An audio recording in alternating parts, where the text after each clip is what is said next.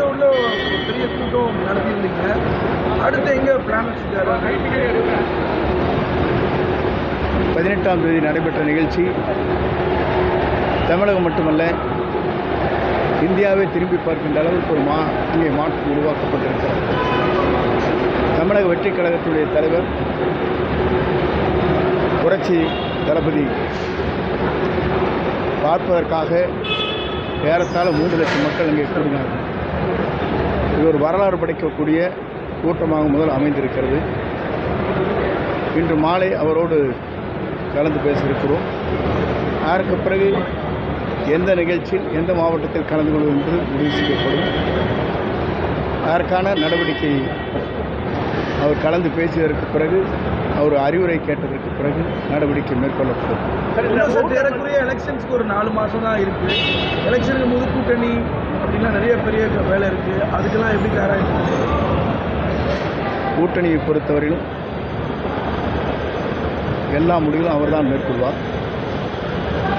எங்களை பொறுத்தவரையிலும் சிறப்பான முறையில் வெற்றி பெறுவதற்கு வேண்டிய பணிகள் ஆயத்த பணிகள் நடைபெற்றுக் கொண்டிருக்கிறது. உங்களுக்கு பிறகு என்ன நடக்கப் போகிறது தமிழ்நாட்டில் மாற்றம் என்பதை நீங்கள் காணப்போகிறது.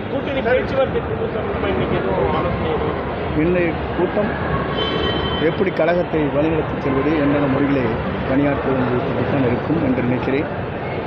அதற்கு பிறகு அவருடைய ஆலோசனை கேட்டு அதற்கு பிறகு இந்த இடத்திலே தெளிவாக சொல்கிறேன். ஈரோட்டில் பேசும்போது அவர் சொன்னார், இன்னும் நிறைய பேர் வர இருக்காங்க வேறு கட்சியில் இருந்து. அதெல்லாம் எப்போ எதிர்பார்க்கலாம்?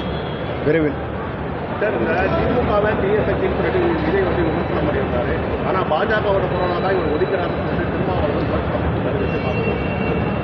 ஒவ்வொருடைய கருத்திற்கும் பதில் சொல்ல இயலாது. எங்கள் கொள்கைகள் எங்களுடைய லட்சியங்கள் வேறு. திருப்பரங்குன்றம் விவகாரத்தில் தற்பொழுது வரை தாவேகா வந்து மௌனம் பார்த்து கொண்டிருக்கிறது. திருப்பரங்குன்றம் விவகாரத்தில் தாவேகாவோட ஸ்டாண்ட் என்ன? புதிதாக முடிந்து போன பதவி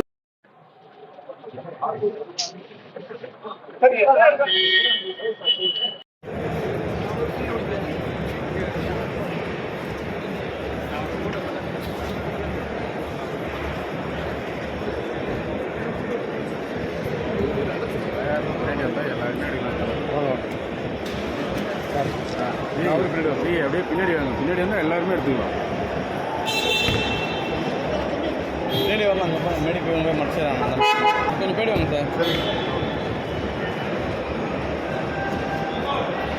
விடுங்க சார், கொஞ்சம் பேடி வாங்க. இப்போ விடுங்க, இதை போய் எடுத்து